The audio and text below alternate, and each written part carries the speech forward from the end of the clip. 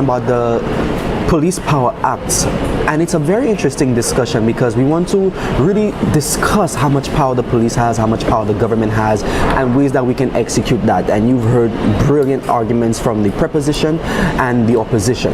So as our parliamentarians return into the room to convene for the upcoming, or next sitting I should say, for the next hour and a half with some interesting deliberations, we ask that you stay tuned and welcome more information. Let's continue.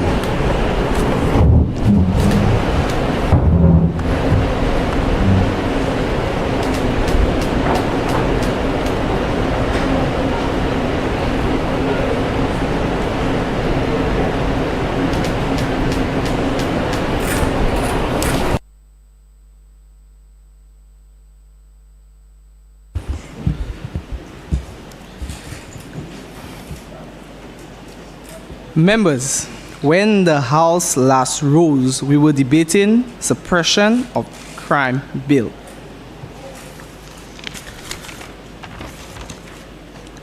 Member for Dennery South.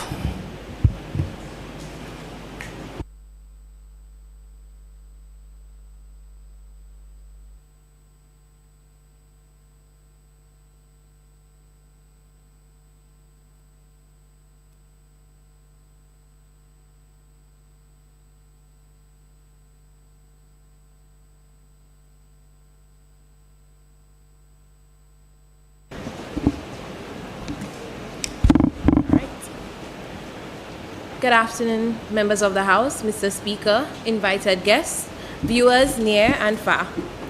I believe we've all had a hearty lunch and we are ready to discuss this bill. This shield for our future generation, our children. Written here are the promises of our government to take the necessary steps to keep our people safe, young and old, might I add.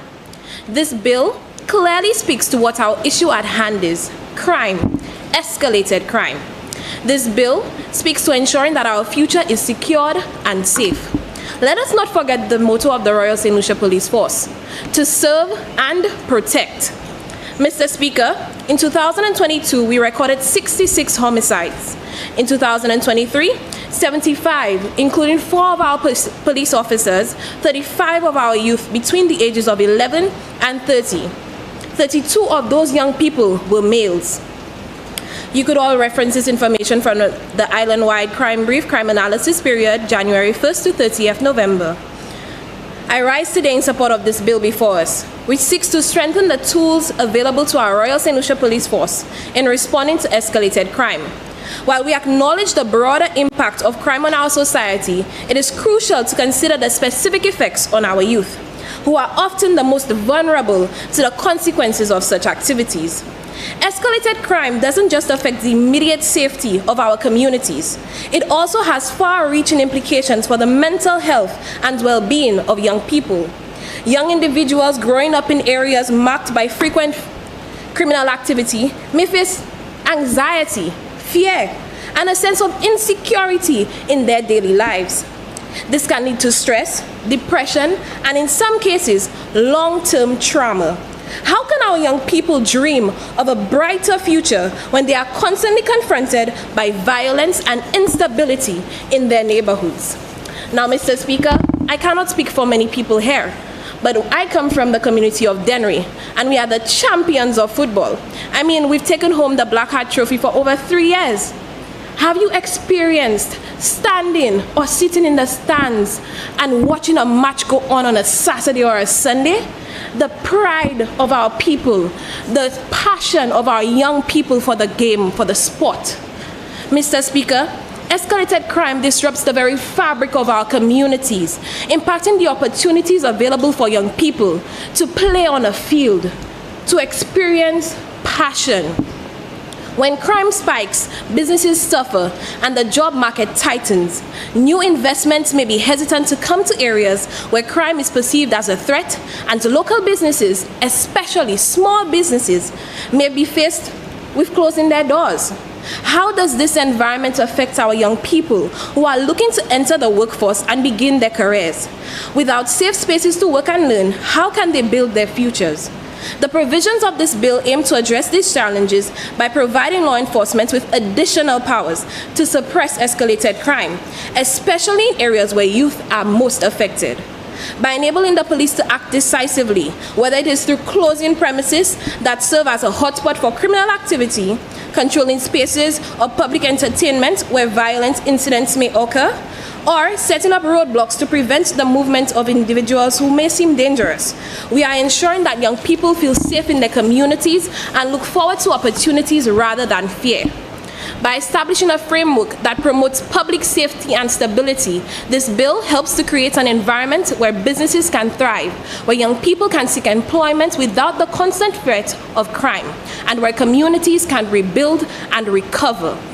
With the enhanced ability of the Royal St. Lucia Police Force to tackle crime effectively, we are also investing in the mental health of our youth. We are offering them hope, the hope that their neighborhoods can be safe and their future can be bright. Mr. Speaker, I want the future children of St. Lucia, my future children, to enjoy the culture of St. Lucia as I would have at my ripe age of 24. I can also ask us to reflect on a few questions while we go through this bill. How can we ensure that our young people are equipped with the resilience to cope with the mental health challenges posed by living in high crime areas? What steps can we take to ensure that young people are not just protected from crime, but actively supported with resources and opportunities to build their future in safe spaces?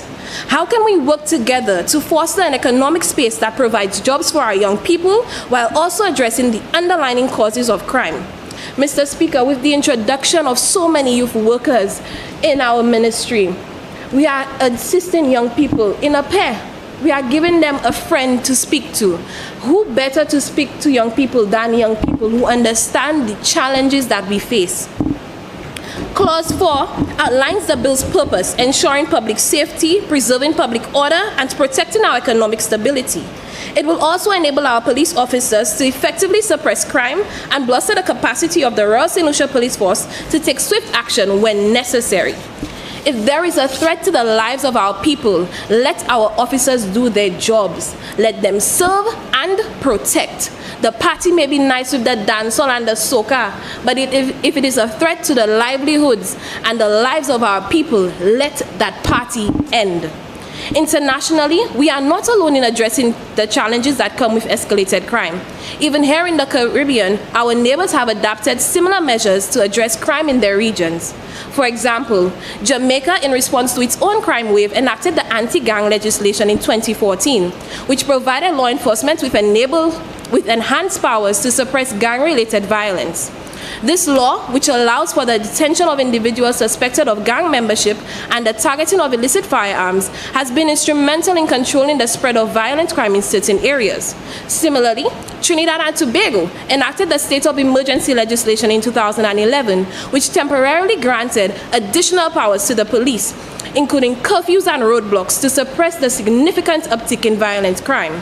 The measures resulted in a noticeable reduction in violent incidents, and though controversial, they were seen as necessary to reassert control over certain communities and restore public safety. While we learn from their experiences, we also ensure that we remain grounded in our own context, tailoring our approach to the unique needs of St. Lucia. Mr. Speaker, as we discuss and deliberate on this bill, let us remember that it is not just a matter of law enforcement. It is about securing the future of our youth, providing them with the safety, opportunities, and support they need to succeed.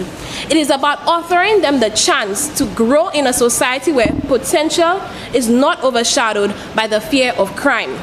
This bill represents a crucial step forward in protecting our young people, preserving public order, and promoting the prosperity of our nation. I urge us all to support this important piece of legislation, which is not just about tackling crime, but about building a safer and more promising future for the next generation of St. Lucians. Let the police do their jobs. Let them serve and let them protect. Thank you.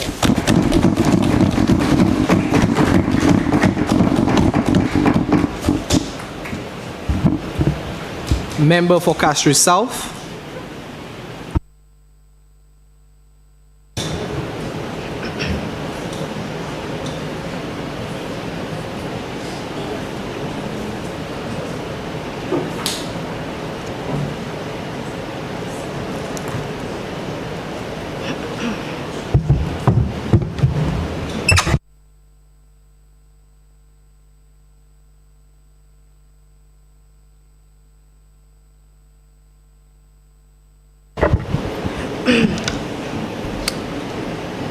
Mr. Speaker and esteemed colleagues, as in the words of Sir Honorable Derek Walcott, the discontent that lies in the human condition is not satisfied simply by material things.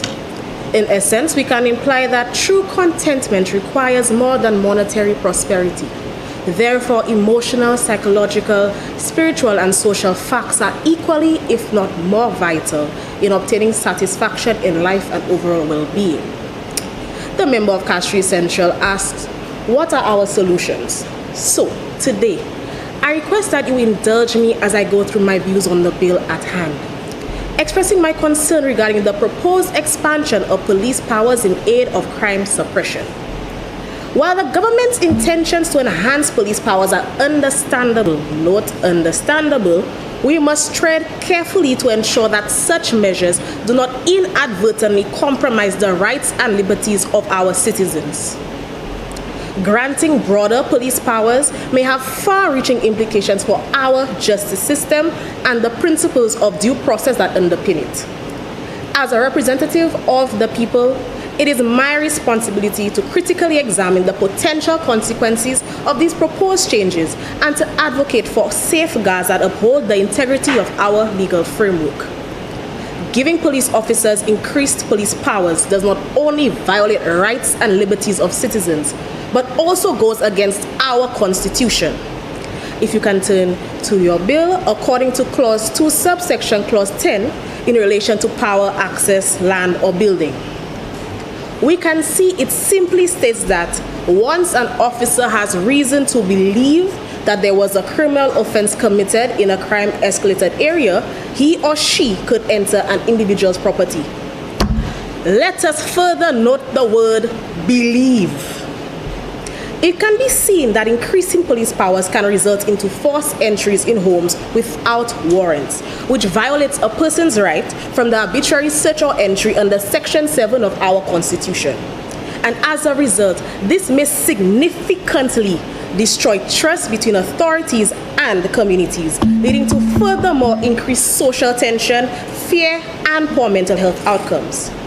Mr. Speaker, when we view the bill from this angle, it can be seen that, yes, a reduction in crime rates resulting from enhanced police powers would lead to fewer individuals requiring medical attention for physical injuries that are sustained during criminal activities.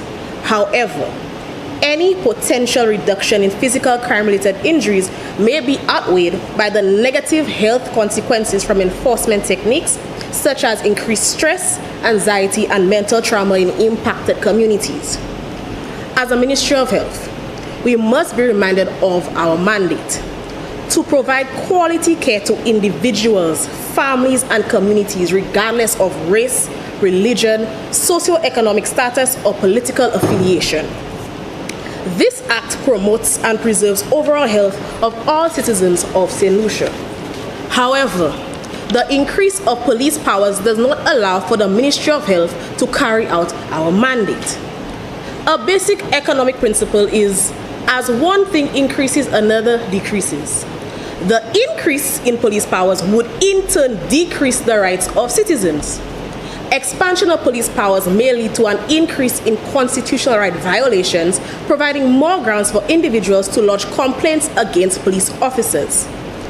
The aforementioned can further be explained in tort law, where an authority or individual is held accountable for excessive behaviors or misbehaviors in order to protect the rights of citizens. Tort law principles such as negligence or intention to cause harm may be applied in cases where a person believes they have been harmed or wounded as a result of excessive or unjustified police force. Police officers are human, and as such pose a capacity to abuse their authority, particularly if there's little monitoring or accountability in place. Overly forceful policing practices may result in wrongful arrest or convictions, leading to claims and litigation which may be costly for the officers and our government in turn. We can even be far-watching enough to see that the aforementioned would lessen the monetary resource available for other ministries and bodies.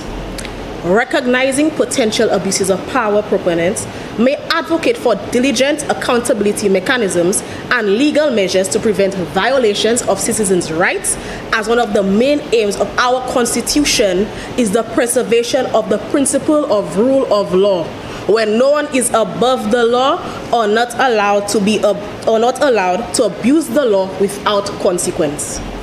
As we have all read the bill, we know the clause relating to the application of this act states, without prejudice to the Police Act Chapter 1401 and the Criminal Code Chapter 301, this act applies to a police officer in the execution of his or her functions for the suppression of escalated crime in an escalated crime area.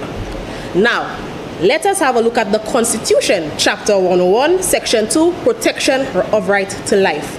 It prohibits deprivation of human life, but allows for justifiable killing in cases of valid arrest or prevention of criminal offenses. The Police Chapter 1401 of the 2008 Revised Laws of St. Lucia imposes a $240 punishment for any unnecessary use of police force. When police powers are expanded, officers may be granted broader discretion in their actions, including use of force.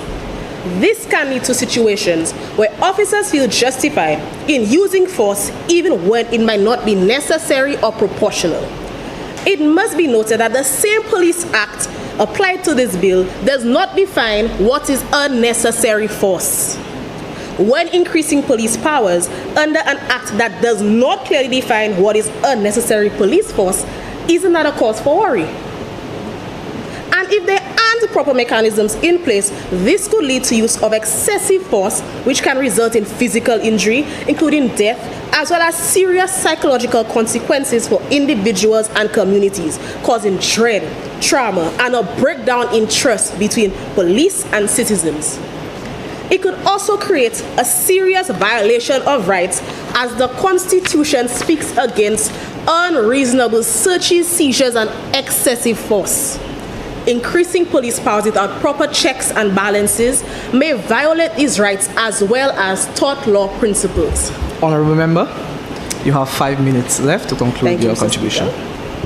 Indulge me for a second as we try to analyze this through the eyes of the public or through the eyes of an ordinary man, which I now represent.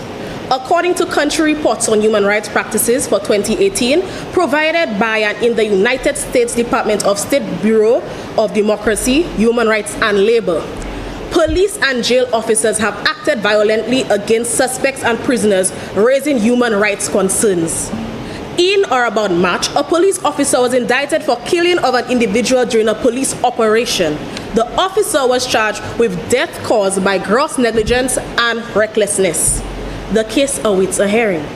It must be noted that the Constitution prohibits such practices, but prisoners, suspects, and members of the society complain and continue to complain of physical abuse by police and prison officers.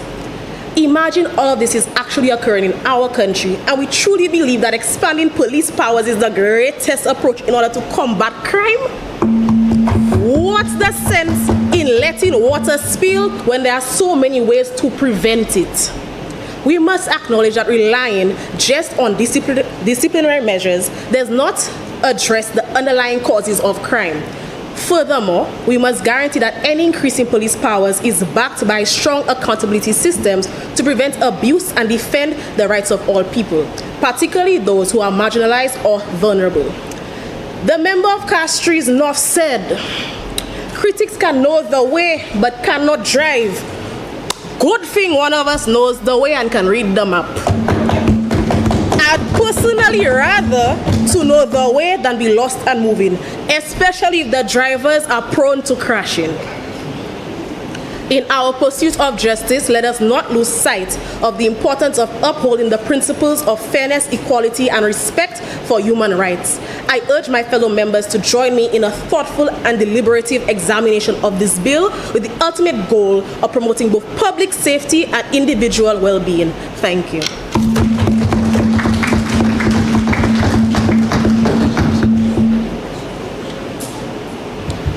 Member for Babunu.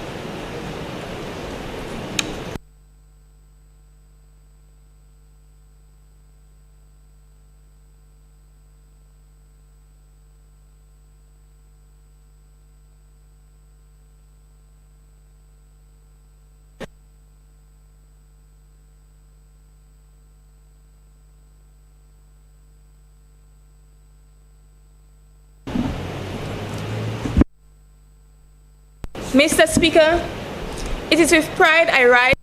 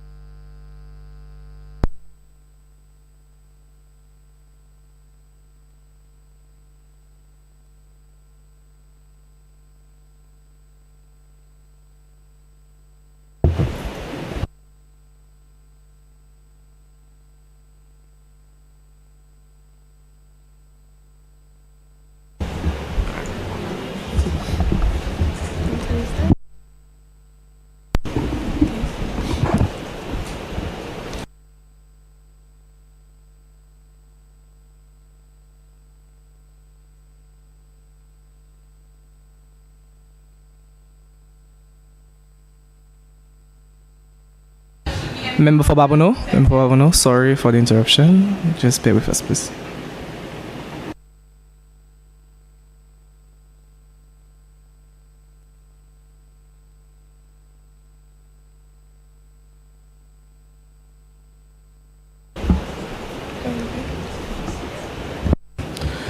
Members, sorry to say that we might have to take a 10 minutes break. As many as of that opinion, say aye. As many as of the contrary opinion, say no. The ayes have it, the ayes have it. Sitting suspended.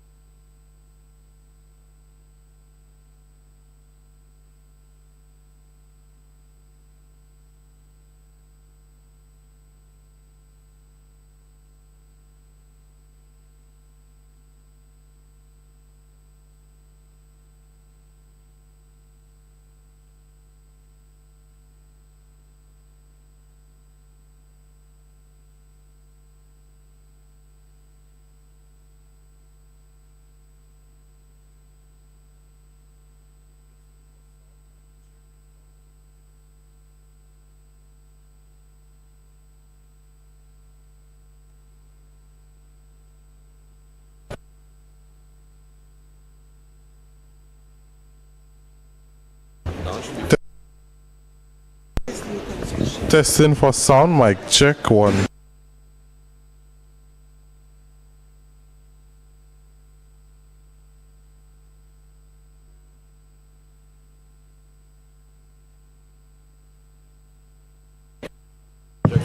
Testing for sound, no, we'll not get you on broadcast. We have to get you on broadcast. Testing 2, testing for sound, mic check.